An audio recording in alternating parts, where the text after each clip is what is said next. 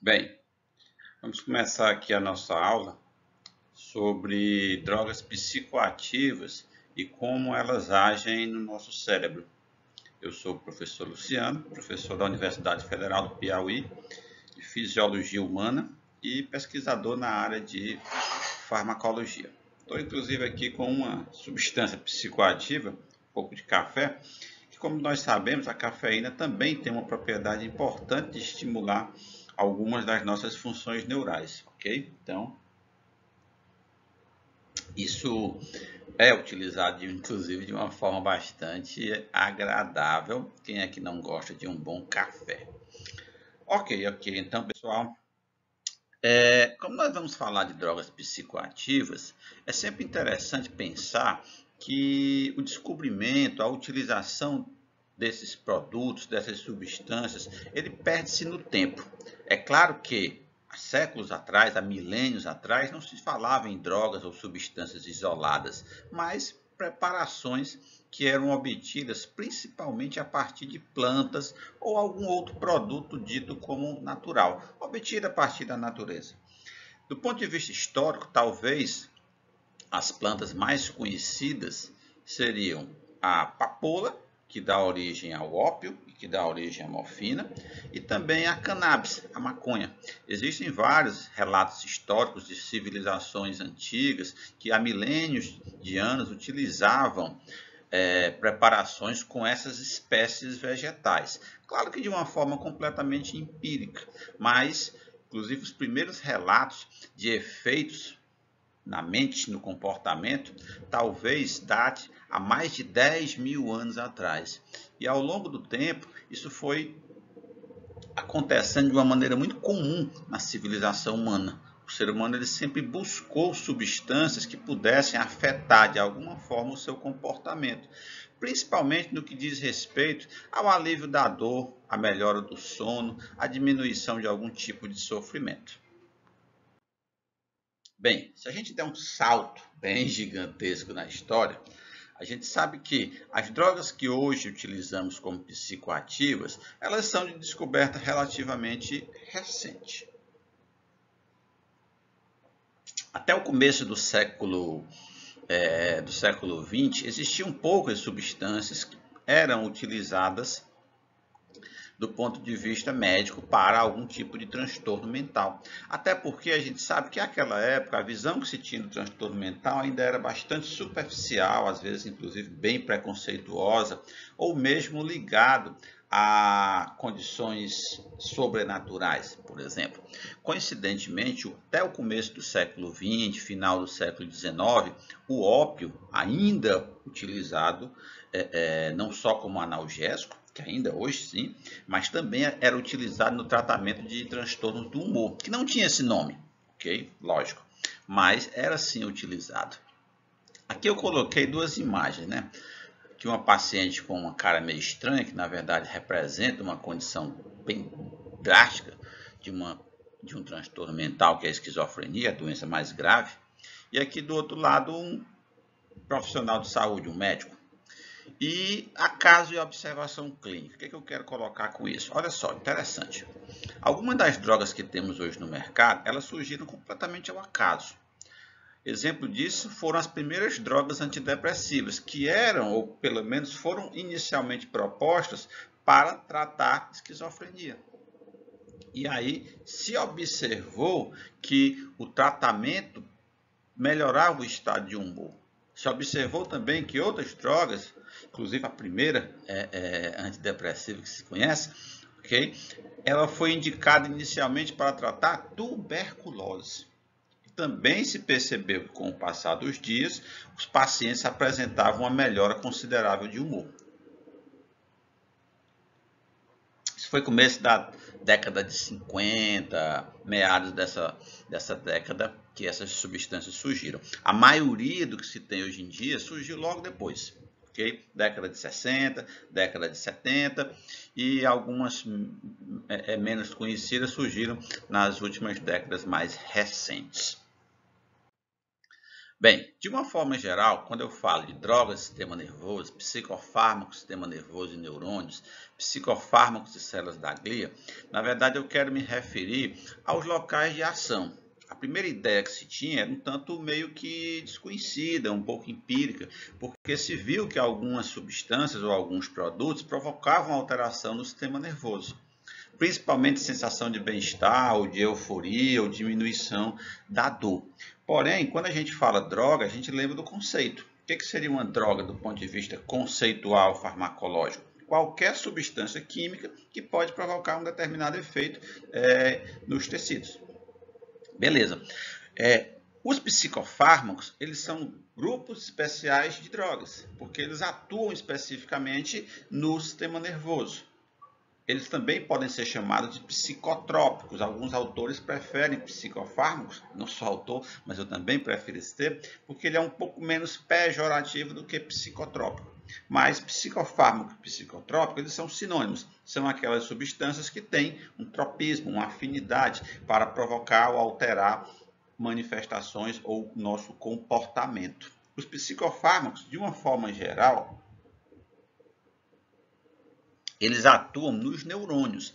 Só que, como eu vou mencionar adiante, as células da glia também têm uma participação nesse processo, ok?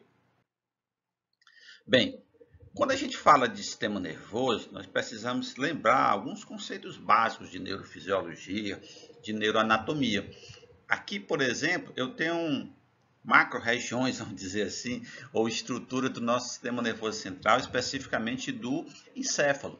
A gente sabe que, na verdade, o conjunto é chamado de neuroeixo, onde eu tenho a medula, o tronco cerebral, e aqui eu tenho o encéfalo, que fica dentro da caixa craniana, com as suas regiões, chamadas de lobos: lobo temporal, parietal, occipital e temporal. Então aqui, ó, temporal, frontal, parietal e occipital. Aqui também a gente observa o cerebelo.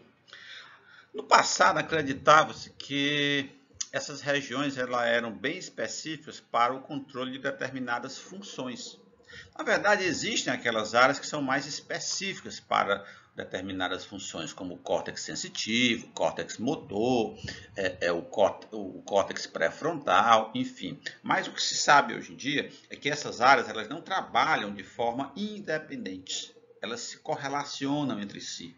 Então, por exemplo, para você, funções como a visão, que é no córtex occipital, também utiliza outras regiões corticais. Dessa maneira, você tem, na verdade, uma interdependência de muitas dessas áreas. Um ponto interessante é que essa conexão, inclusive, acontece entre diferentes áreas e uma específica, que diz respeito ou que tem uma importância muito grande para a psicofarmacologia, que é exatamente o sistema límbico. O sistema límbico ele é responsável pelo controle das nossas manifestações emocionais. Aqui também um outro corte, eu tenho essas regiões, de novo o córtex pré-frontal, córtex frontal, aqui eu tenho o tronco cerebral, ok? E outras regiões. Bem, aqui nós temos a representação de algumas células neuronais. Só relembrando que os neurônios eles apresentam diferentes formatos. Classicamente, nós conhecemos esse aqui, ó, que ele representa apenas um pequeno número de neurônios. Muitos deles têm esse formato, tem esse formato, tem esse formato, ok? Essa estrutura é diferenciada de acordo também com a função. Muitos dos neurônios, na verdade a maioria, eles são o que? Interneurônios. Eles têm um formato mais ou menos como esse aqui, como mostrado nessa figura. Esse que é mais clássico, que conhecemos, representa um neurônio motor, que constitui as fibras que saem do sistema nervoso para, por exemplo, os músculos esqueléticos. Tá? Outro ponto importante é que, por que eu preciso saber a estrutura de neurônio para me entender psicofarmacologia? Porque, na verdade, as drogas que atuam no sistema nervoso, elas atuam exatamente modificando o funcionamento neuronal. E aí eu vou tecer alguns comentários adiante quanto a isso. Outro ponto que é muito interessante a gente relembrar é que os neurônios eles se constituem células que se comunicam entre si. E essa comunicação ela se dá a partir de uma estrutura muito conhecida, muito estudada, chamada de sinapse. Que, como a gente sabe, tem o componente pré-sináptico, pós-sináptico, a fenda sináptica, e aqui, comunicando as duas estruturas, nós temos neurotransmissores. Acredita-se que tem aí 900 bilhões de neurônios, ok? Alguns autores falam em 100 bilhões, tem até um livro de neurociência com esse nome de 100 bilhões de neurônios, na verdade 900, não, desculpa, 90 bilhões, enfim. Mas se a gente for pensar que um único neurônio pode fazer centenas de sinapses, o número de sinapses é extremamente maior do que o número de células. E como eu vou colocar adiante, isso ganhou ainda uma outra proporção quando você leva esse conceito para as células da glia, ok? Vamos chegar lá. Bem, continuando, quando a gente fala de sinapse, a ideia que se tinha era que eu tinha o quê? Um pré-sináptico, um pós-sináptico, uma fenda e neurotransmissores, que foi isso que eu acabei de mencionar para vocês. Só que com o passar dos anos, esse conhecimento se expandiu. E aí surgiram outros conceitos, que é o conceito de sinapse bi, tri e tetapartite. É interessante que poucos livros atuais eles falam dessa ideia de sinapse bi, tri e tetapartite. Vamos tentar entender o que é isso direitinho. Aqui eu tenho uma sinapse clássica, com esses componentes que eu acabei de mencionar. O pré-sináptico, o pós-sináptico, é uma sinapse do tipo química. Essa sinapse química tem o quê? Um neurotransmissor. Esse neurotransmissor, normalmente, ele é liberado pelo pré-sináptico, ele estava lá guardadinho dentro de vesículas, com a chegada de um potencial de ação, ativação de canal de cálcio, ativação de proteínas de membrana, exocitose do neurotransmissor, que se liga a receptores que estão no pós-sináptico e que também pode estar no pré. Ok, essa é a bi. Por quê? Porque tem dois componentes, o pré e o pós. Só que com o tempo surgiu a ideia de que não era tão simples assim e que um terceiro componente participa também. Quem é esse componente? O astrócito. Quem é o astrócito? Célula da glia. Vale lembrar, pessoal, que existem muito mais células da glia do que neurônios no nosso sistema nervoso. Células da glia, o nome glia, vem de onde? De cola, porque no começo acreditava-se que apenas a sustentação dos neurônios era a função dessas células, dava cola. Mas esse conceito se ampliou bastante. Hoje a gente sabe que as células da glia têm uma função de controlar a quantidade de neurotransmissores na fenda, captar neurotransmissores. Já se sabe, inclusive, que ela também fornece aporte energético, como, por exemplo, ATP. E se descobriu nos últimos anos que as células da glia têm receptores para neurotransmissores. E elas, na verdade, elas regulam a sinapse. Esse foi um ponto importante. Lembrando que vários neurotransmissores podem se ligar às células da glia. Glutamato, por exemplo, neurotransmissor canabinoide, anandamida, GABA. Então, essa é a sinapse tripartite, que eu tenho um pré-sináptico, um pós-sináptico e eu tenho uma terceira célula reguladora, ok? Bem, essa sinapse tripartite, se observou também que ela tem funções específicas, ela tem uma participação especial, vamos dizer assim.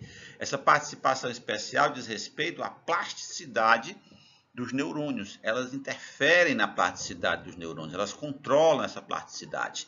O que seria essa plasticidade, professor? Seria a capacidade que os neurônios têm de fazer novas conexões. Esse é um ponto extremamente importante. E tem sob controle também a célula da glia. Outro ponto importante é que elas participam da comunicação autácrina, que é aquela comunicação que a célula faz com ela mesma, certo? Regulando funções próprias. Além disso, um astrócito ele pode realizar várias sinapses com neurônios, ou regular várias sinapses com neurônios. Isso também é uma função bastante interessante. E, ao mesmo tempo, ele pode realizar um controle à distância. Então, a sinapse tripartite vem ganhando uma importância muito grande. Mas onde é que isso acontece, professor? É em todo o córtex? É em todo o encéfalo? Não. Sabe-se que isso tem uma importância maior no córtex pré-frontal e também nas regiões do lobo temporal, hipocampo, por exemplo. E isso pode ter uma, digamos assim, uma finalidade ou uma participação ainda mais importante, inclusive em algumas doenças. E aí surge um outro ponto, tá? Que seria qual? Olha só, aqui é a sinapse tripartite. Ela existe no hipocampo, favorecendo neuroplasticidade. Ok. Ela existe no córtex pré-frontal, favorecendo a comunicação entre diferentes camadas corticais. A gente sabe que o córtex é organizado em camadas. E essas camadas se comunicam entre si, formando assim esse elo de comunicação, utilizando sinapse tripartite. E aí tem um detalhe. Este detalhe seria o quê? Com o passar do tempo, se descobriu que não só o astrócito participa das sinapses tripartite, mas também a micróglia.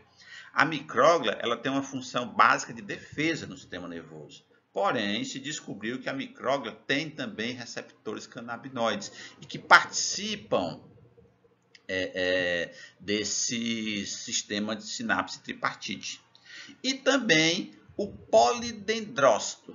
Lembram do polidendrócito? Provavelmente não, porque o que acontece? O polidendrócito é uma célula que era considerada uma célula que gerava outras células da glia, no caso os oligodendrócitos. Só que com o passar do tempo, principalmente nos últimos anos, ela passou a ser considerada uma célula à parte da glia. Uma nova célula da glia? Exatamente. E esse polidendrócito, ele também participa, junto com a micróglia e com o astrócito. E aí eu tenho um quarto componente na questão. Eu tinha o pré-sináptico, neurônio pré-sináptico, neurônio pós-sináptico, depois um astrócito, terceiro, e agora um polidendrócito, um quarto. Aqui, embora a minha câmera ficou em cima, peço desculpas, mas é exatamente a formação da sinapse, essa que eu mencionei lá atrás, certo? Que nós chamamos de tetrapartite, ok? Com 4 componentes. Aqui só para relembrá-los, todas as células da glia, micróglias, oligodendrócitos, que formam a bainha de mielina, os astrócitos, que se comunicam com vários outros componentes, e aqui os neurônios, clássicos neurônios. Okay? Essa figura não mostra o polidendrócito. Tá, professor, mas qual é a importância disso, do ponto de vista da neurociência, da neurofarmacologia e do conhecimento dos psicofármacos? Olha só esse artigo que eu fiz um print para vocês. Esse artigo ele mostra o seguinte: glia e dor. A dor crônica é uma gliopatia? Olha a pergunta que o autor coloca. Isso é publicado em uma revista muito famosa. Okay? O que acontece? A dor crônica é um problema de saúde pública muito importante. Afeta uma quantidade muito grande de pessoas com lesões, por exemplo, traumáticas, que pode desenvolver dor crônica, outras situações como neuropatias e por aí vai. Acontece que uma boa parte dos pacientes não respondem de forma satisfatória aos tratamentos farmacológicos. Uma boa parte desses medicamentos que são usados em dor crônica têm efeitos adversos importantes. Além disso, o que acontece? Não tem uma resposta satisfatória. Mesmo aqueles que respondem a essas drogas não o fazem de forma satisfatória. E aí, com o passar do tempo, sempre se teve a pergunta, mas por que essas drogas não funcionam? Porque o processo não era totalmente conhecido. E aí, nos últimos anos, ganhou espaço, olha que isso aqui é de 2013, ok? A participação das células da glia dentro da fisiopatologia da dor. E aí, por isso a pergunta, a dor crônica é uma gliopatia? A partir do momento que eu ganho ou que eu dou importância a um outro componente, que são as células da glia, como estrutura de modelação de sinapse, eu passo aí a ter um outro ou novos alvos farmacológicos. Quantas drogas psicoativas atuam nas células da glia? Eu não conheço nenhum até agora que esteja com esse mecanismo bem direcionado.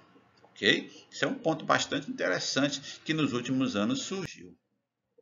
Aqui nessa figura eu mostro isso em termos de, por exemplo, olha só o pré-sináptico, o pós-sináptico. Aqui eu tenho o neurotransmissor glutamato, que é muito importante nas vias de condução de dor. E aqui eu tenho células da glia, astrócito e micróglia. Essas células da glia, elas sofrem interferência de várias substâncias químicas neuronais e elas também produzem substâncias químicas neuronais que têm efeito inibitório sobre sinapse. Okay? Então, esse conjunto pode, na verdade, ser importantíssimo no controle de condições dolorosas. Nós vamos falar disso em uma outra aula específica. A dor relacionada, os mecanismos de controle da dor, ok? Então, mas se a gente pensar um pouco, se as substâncias são produzidas pelas próprias células da glia, elas passam a ter, então, vamos dizer assim, um nome diferente, tá? Como assim? Vamos voltar para a sinapse que eu explico um pouquinho melhor sobre isso. Lembrando, pré-sináptico, pós-sináptico, neurotransmissor. Uma visão bem simplista que eu já mostrei para vocês que não é exatamente dessa forma. O que acontece? Quem são os neurotransmissores? São vários, existem mais de 100. Tá?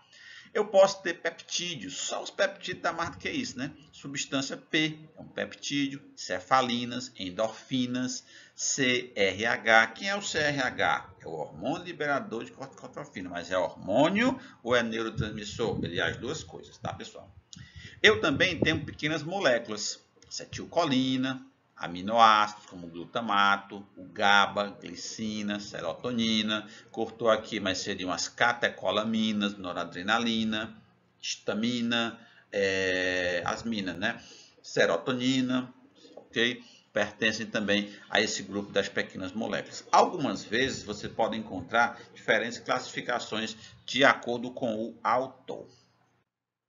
Bem, isso aqui, o que é isso? Gliotransmissores? Sim, pessoal, existem os gliotransmissores. Mas não é neurotransmissor, professor? Neurotransmissor quando é produzido pelo neurônio, que inclusive pode atuar na célula da glia. Só que a própria célula da glia, ela também produz substâncias químicas que funcionam como transmissores. Então, se é dela, é gliotransmissor. Okay? Esse termo também é bastante recente, poucos autores clássicos nos seus manuais mencionam a respeito. Quem são? Glutamato. Mas o glutamato não é um neurotransmissor, é um neuro e um glio. ATP, neuro e gliotransmissor. Adenosina, neuro e gliotransmissor. D-serina é mais para ser gliotransmissor. Citocinas também e a CHBP, que é a proteína de ligação da acetilcolina, também é gliotransmissor. Mas não seria mais fácil chamar tudo de neurotransmissor? De certa forma seria, mas só que você também tem que pensar que seria uma certa injustiça. Vamos dizer assim, porque essas substâncias, quando eu me refiro a gliotransmissores, elas são produzidas pela própria célula da glia. Okay? Elas são liberadas pela própria célula da glia e isso é exatamente o que mostra que essas substâncias elas têm um papel muito importante quando produzidas a partir dessas células. Lembra que eu acabei de falar que células da glia funcionam como reguladores da função sináptica. E hoje, também como disse, já passa a ser visto como um componente fisiopatológico importante em algumas situações, como no caso da dor. Lembrando, também um ponto interessante, pessoal, é o famosíssimo sistema de neurotransmissor canabinoide. Primeiramente, eu ainda não tinha usado esse termo, sistema de neurotransmissor. No geral, a gente fala muito de neurotransmissor, mas a gente tem que lembrar que ele é sintetizado, armazenado, liberado, atua em receptor, metabolizado, recaptado. Tudo isso acontece com ele no neurônio, na célula da glia. Ok? O que acontece, pessoal? Eu tenho várias estruturas envolvidas e tudo isso é chamado de sistema de neurotransmissor. Isso acrescenta o que do ponto de vista farmacológico, professor? Acrescenta o fato do seguinte, para a gente entender melhor como funcionam os psicotrópicos ou psicoativos, a gente precisa entender estes sistemas e não apenas dizer que modifica um neurotransmissor. É uma visão muito simplista, ok? Bem, mas voltando ao neurotransmissor, o sistema canabinérgico, é o sistema que se liga componentes da maconha, o tetraidrocannabinol, canabidiol, canabinol. Esse sistema ele surgiu na década de 80 para a década de 90, ele foi identificado seus componentes de receptores. Isso surgiu porque lá na década de 50, década de 60, o professor Mechulet, ele que é um professor de Israel, ele identificou e caracterizou os componentes da cannabis, planta utilizada secularmente ou milenarmente para diversas funções. E aí veio a seguinte colocação: poxa, se a substância de uma planta se liga ou provoca um efeito no sistema nervoso, alguma estrutura existe lá para ela se ligar. Foi quando se descobriu os receptores. Isso inclusive gerou um outro questionamento. Se existe um receptor, existe uma substância endógena. E foi identificada a ananamida, que é uma substância que se liga aos receptores, chamados de canabinoides, e esses receptores são identificados como CB1 e CB2. Ok? Nós também poderemos falar disso com mais detalhes em um outro momento. Porém, eu coloquei aqui para mostrar que é um sistema diferente, porque ele não é um sistema que tem lá uma sinapse toda bonitinha. Ele praticamente regula todas as outras sinapses do nosso sistema nervoso. E ele não é liberado no pré-sináptico, ele é liberado no pós-sináptico. Isso é bastante curioso. Ele é liberado no pós e regula o pré. Ok? Mas também teremos uma aula específica para esse tema. É somente para dar aquela curiosidade relacionada com o funcionamento desses receptores e das substâncias que a eles se ligam. Aqui eu volto a um ponto importante, que são os receptores. Nós precisamos entender a respeito de receptores para poder compreender como que as drogas psicoativas funcionam. Você só consegue compreender efeitos farmacológicos quando você tem uma boa noção de receptores. Os receptores eles podem ser pós-sináptico, pode ser pré-sináptico, enfim. Cada neurotransmissor tem seus receptores próprios. Olha só, aqui eu coloquei só alguns exemplos de neurotransmissores com os seus receptores. Por que isso é importante, professor? Porque cada um desses receptores vai levar a um tipo de alteração celular que pode ser relacionada com um efeito. Esse efeito, por sua vez, ele é diretamente ligado à categoria de uso daquela droga psicoativa. Ok? Nós vamos dar alguns exemplos adiante. Tudo isso, pessoal, forma o que nós chamamos de vias neurais. Essas vias neurais, aqui eu tenho, ó, olha só as vias serotoninérgicas, partindo aqui, ó, essas regiões, núcleo da RAF, ok? Aqui tem uma área tegmental ventral, núcleo accumbens. E aqui essas vias passando pelo córtex pré-frontal e várias outras regiões do córtex. São as vias serotoninérgicas. Olha só as vias glutamatérgicas amarelinhas. Córtex pré-frontal, aqui também, ó, diretamente ligando essa região com o córtex pré-frontal. Olha as vias dopaminérgicas. Aqui eu tenho diferentes vias dopaminérgicas envolvendo núcleos da base, como substância negra, estriado, e também tem essas vias passando pela área tegmental ventral, núcleo accumbens e córtex pré-frontal. Professor, isso tem alguma importância psicofarmacológica? Tem, e muito. Vou só dar um exemplo. Essa parte da dopamina, por exemplo, passando da área tegmental ventral, núcleo accumbens e córtex pré-frontal, desculpa, são as chamadas vias relacionadas com a sensação do prazer. Então, as substâncias de alta dopamina, que provocam sensação de prazer, elas ativam isso aqui, ó, área tegmental ventral, núcleo accumbens, córtex pré-frontal. Que drogas, professor? Vamos lá, drogas de abuso, galera.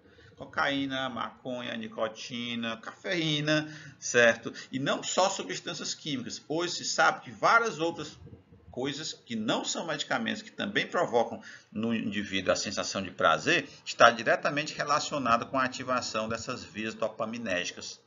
Exatamente da área tegmental ventral, do núcleo accumbens e do córtex pré-frontal. Então é importante também se ter uma noção de neuroanatomia, de neurofisiologia, para que você possa entender a farmacologia. Na verdade, a farmácia é uma disciplina bem interessante porque ela junta informações de várias outras áreas do conhecimento e dessa forma proporciona assim um entendimento mais amplo de diferentes funções. Aqui tem outras vias, no caso aqui são as vias da noradrenalina. Não vou entrar em tantos detalhes nesse momento quanto ao funcionamento dessa sinapse. Aqui, ó, vem do locus coeruleus e essas vias noradrenérgicas elas participam de várias funções em diferentes áreas cerebrais. Lembrando também, galera, aquilo que eu falei lá no começo, da integração dessas áreas corticais ou mesmo do próprio encéfalo, exatamente porque essas vias elas permeiam diferentes áreas e dessa forma, quando são ativadas, podem interferir em diferentes funções. Da mesma maneira, quando eu tenho um medicamento que interfere com uma dessas vias, eu também posso ter alterações diversas em várias funções, ok? É exatamente devido a essa abrangência de cada um desses sistemas ou vias. Bem, então, o entendimento das sinapses neurais é fundamental para a compreensão da psicofarmacologia. Você precisa entender que as drogas psicoativas elas podem fazer diferentes modificações nas sinapses. Como assim, professor? Vamos lá. Atuam como agonista nos receptores. Então, olha só, se eu tenho um neurotransmissor que ativa um receptor, ele gera uma determinada alteração. Se eu tenho uma droga que também ativa aquele receptor, um agonista pleno, como se chama, também vai gerar aquela alteração. Por outro lado, eu tenho drogas que bloqueiam aquele receptor. E aí, dessa forma, aquela função do neurotransmissor, ela não vai se manifestar, porque aí eu tenho um antagonista. Ok? Atua inibindo o metabolismo de neurotransmissor. Todo neurotransmissor liberado na sinapse, ele vai ser metabolizado, seja fora ou dentro do neurônio. Algumas drogas interferem com esse metabolismo. Além disso, outras drogas também podem interferir, faltou o 4, inibindo a recaptação do neurotransmissor, aumentando a sua liberação ou modificando o funcionamento de um receptor. Mas, professor, fica muito vago dessa forma. Você pode dar exemplo? Posso sim, vamos lá. Atuam como agonista. Os derivados da cannabis atuam como agonista do receptor CB1 e proporcionam sensações de bem-estar, por exemplo, mas ao mesmo tempo também interfere com algumas funções como a ingestão de alimentos. A gente sabe que após o uso da cannabis, o indivíduo, por exemplo, sente fome. Tá? A atuação direta em receptores a canabinoides pode diminuir, por exemplo, a atividade elétrica excessiva em pacientes com epilepsia. Por isso, os derivados canabinoides podem ser utilizados para essa finalidade. Ok? Antagonista, você tem vários. As drogas neurolépticas, algumas delas, são antagonistas de receptor da dopamina, bloqueando esses receptores, principalmente nessa região do córtex pré-frontal, que é a região que tem uma importância grande dentro desse complexo mecanismo da doença, ok?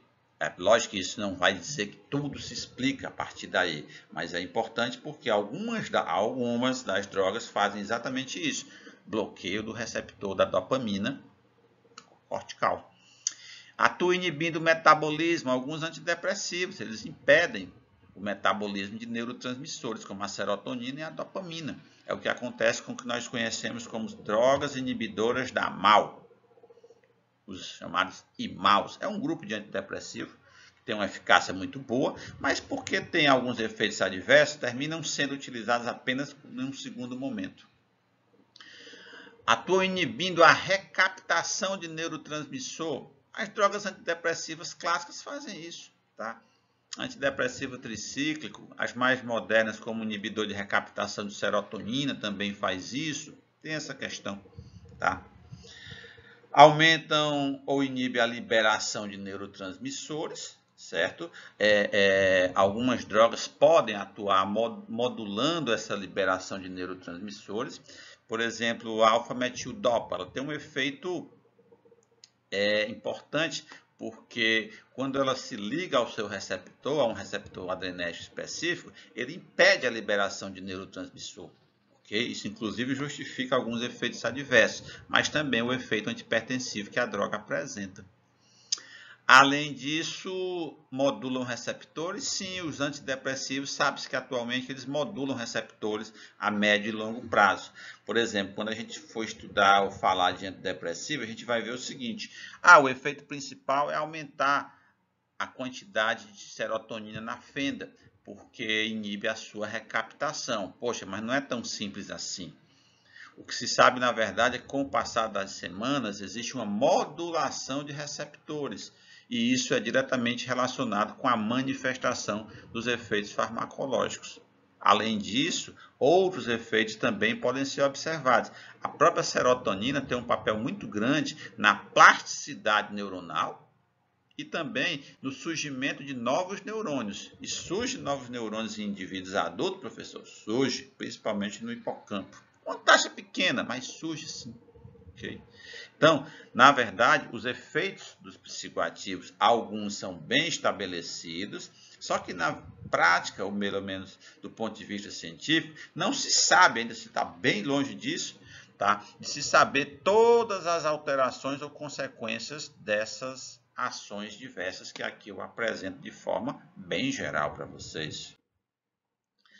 Bem, outro ponto importante que vale a pena mencionar é sobre a classificação das drogas psicoativas. Existem várias classificações, nenhuma atende a tudo que se precisa, tá?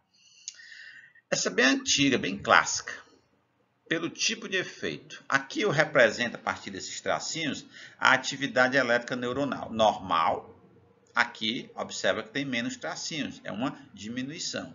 Chama-se isso de efeito psicoléptico. Aqui aumenta, tem mais tracinhos, é um psicoanaléptico. Então, drogas que são depressoras são chamadas de psicolépticas. O álcool, diazepam. Drogas estimulantes, como a cocaína, é um psicoanaléptico. E drogas que nem estimulam nem deprimem, mas modificam a percepção, ou seja, criam, por exemplo, alucinações, os alucinógenos, são os psicodislépticos, ok?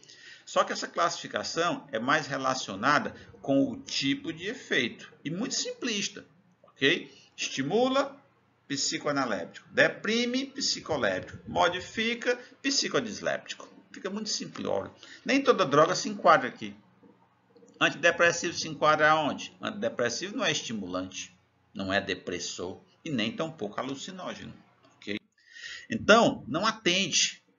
De uma forma geral, não atende. Daí, a necessidade de uma outra classificação. E uma delas diz respeito ao tipo de efeito que manifesta. As drogas que diminuem a ansiedade, que tem um efeito sedativo, okay, são chamadas de ansiolíticas. As drogas que têm efeito de diminuir sintomas de depressão são o quê? Os antidepressivos. As drogas que controlam sintomas de psicose, esquizofrenia e aspectos relacionados são os antipsicóticos ou neurolépticos. As drogas que induzem o sono, que são muito parecidas com os ansiolíticos, só que o grau de depressão neuronal é maior, são chamadas de hipnóticos. Okay? Só que também não é uma classificação engessada. Olha só, antidepressivo tem efeito ansiolítico. Okay? Antipsicótico tem efeito ansiolítico ou mesmo hipnótico. Tá? Então, essa classificação também ela permeia uma coisa com a outra. Existe classificação química, evidente.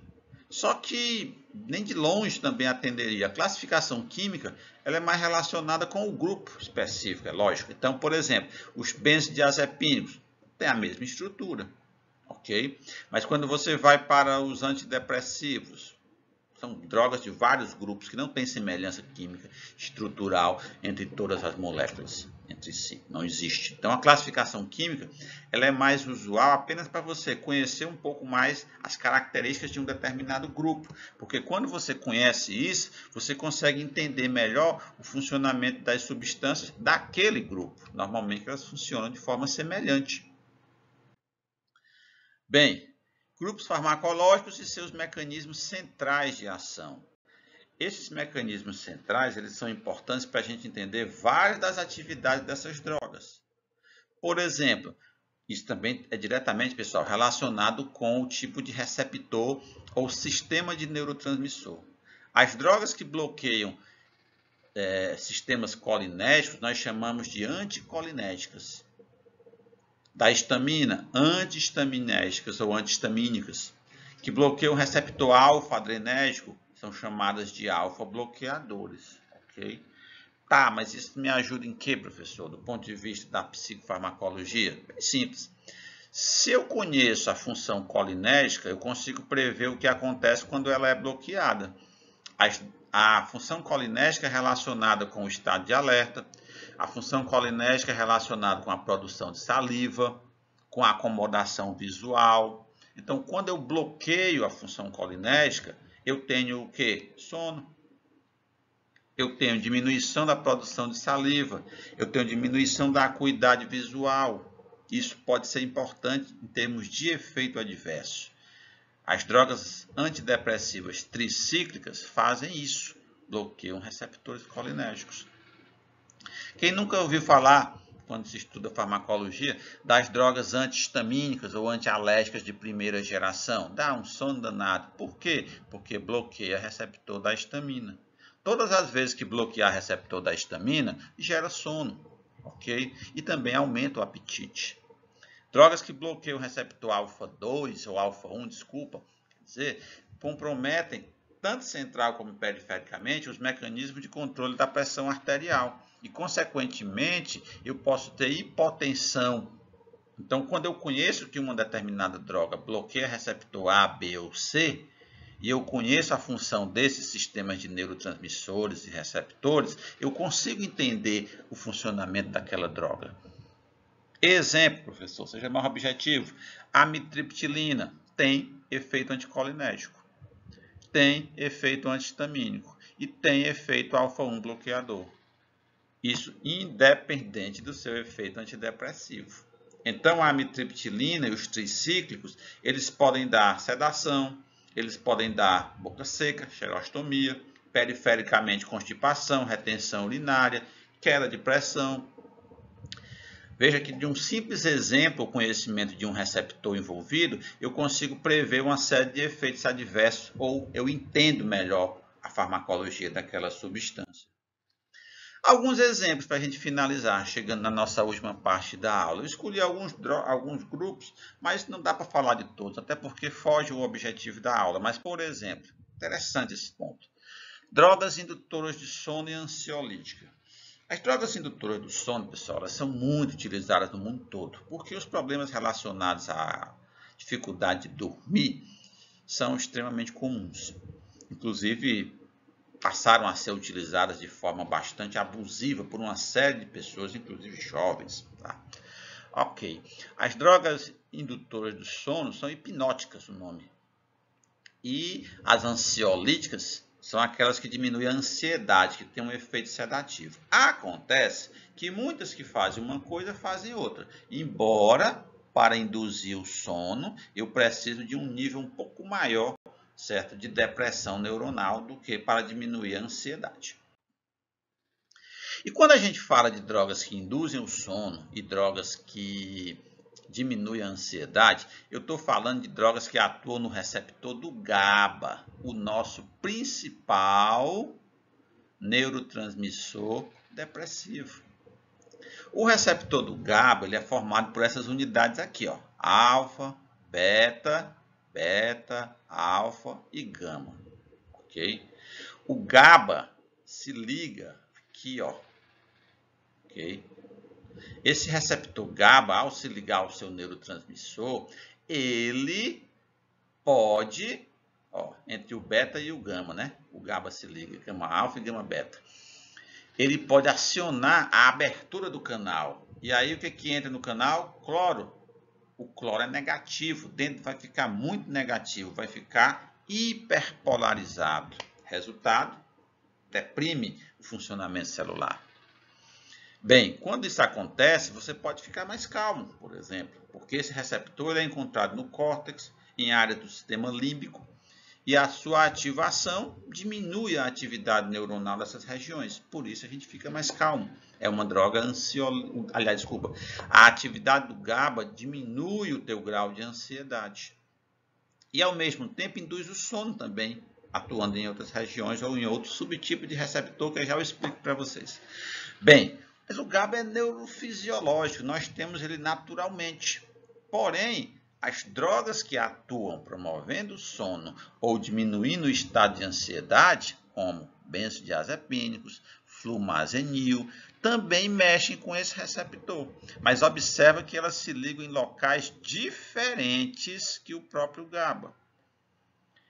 Eles então ativam o receptor, professor? Não, exceto o barbitúrico em dose alta.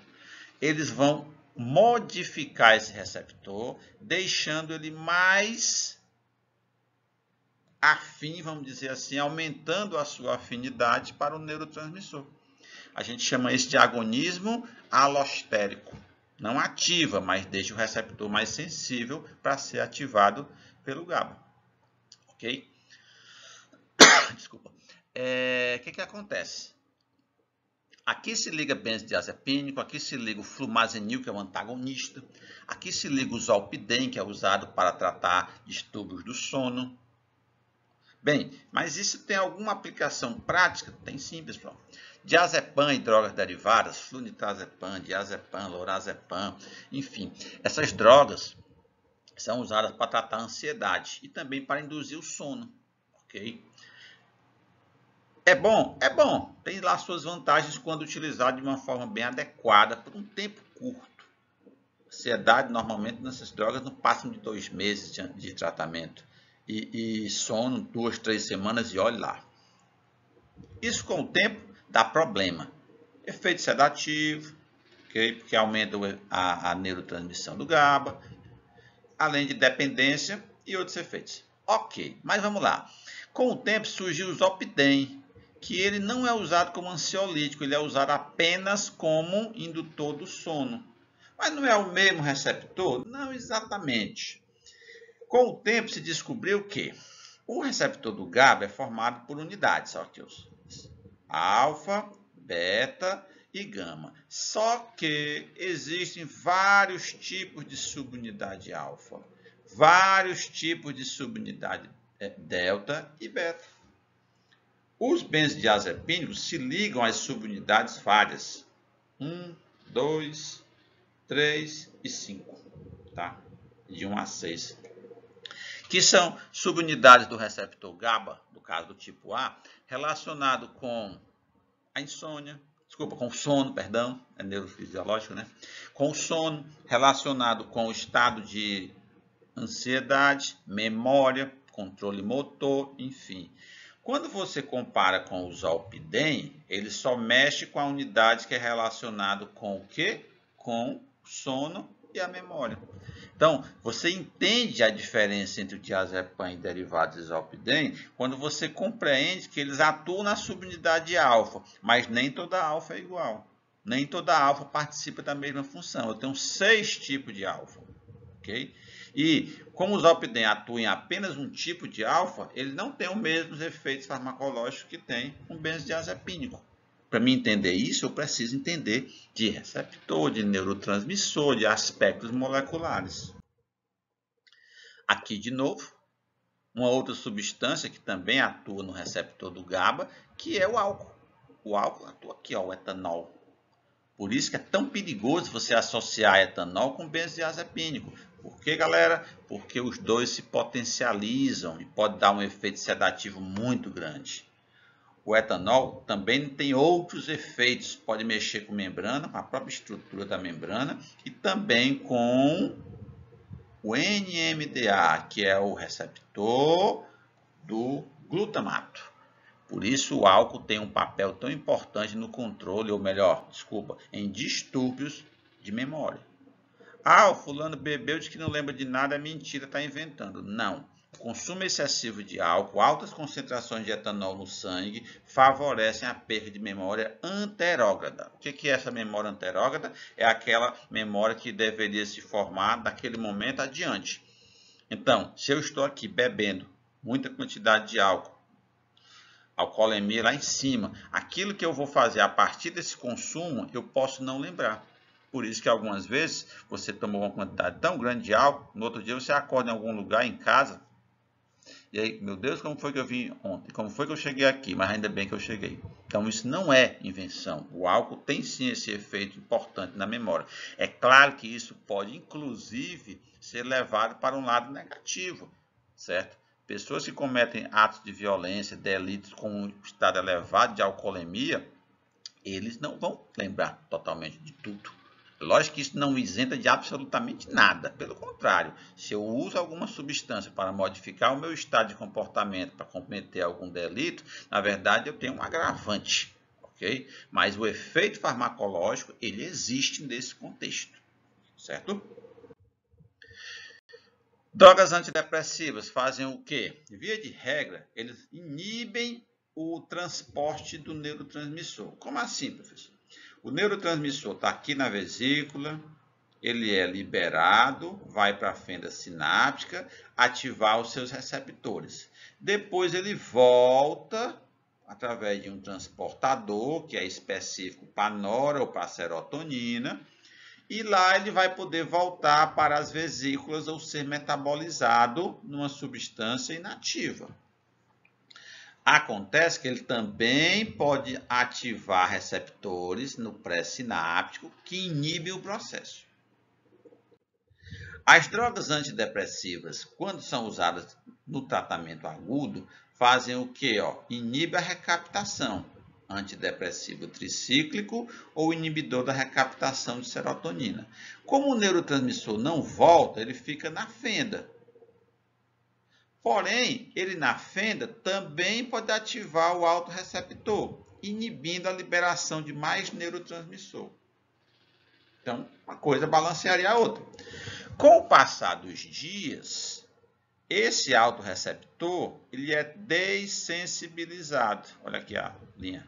Fica mais fininha, ele inibe menos. Nesse caso, o neurotransmissor nem volta e o neurotransmissor é liberado em maior quantidade. Aí sim, aumenta a quantidade de neurotransmissor e modifica outros receptores e assim o efeito aparece. Normalmente esse processo leva de 3 a 4 semanas, coincidindo com os efeitos clínicos. Vale a pena ressaltar que essa explicação considera apenas a teoria clássica monamnética. Hoje sabe-se que os medicamentos antidepressivos mexem com muito mais coisa. Libera fator neurotrópico, favorece neuroplasticidade, ok? Tem efeito antioxidante, tem uma série de outras coisas que são relacionadas atualmente com a depressão, que também serão comentadas na aula específica, certo? E dessa maneira, pessoal, eu finalizo a apresentação dessa aula, onde eu queria apenas mostrar em aspectos gerais o mecanismo de ação das drogas, ou pelo menos como elas podem atuar a nível de sistema nervoso, quais são as possibilidades de mecanismos que essas drogas podem apresentar. Então, aproveito e peço para pedir que me sigam lá, Luciano Farmaco, no Instagram, onde eu tenho outras publicações relacionadas ao tema, certo? E em breve também teremos outras aulas e também a divulgação do nosso curso, que será ofertado a todos relacionados com a farmacologia das drogas psicoativas. Ok, pessoal? Era isso. Valeu. Até a próxima.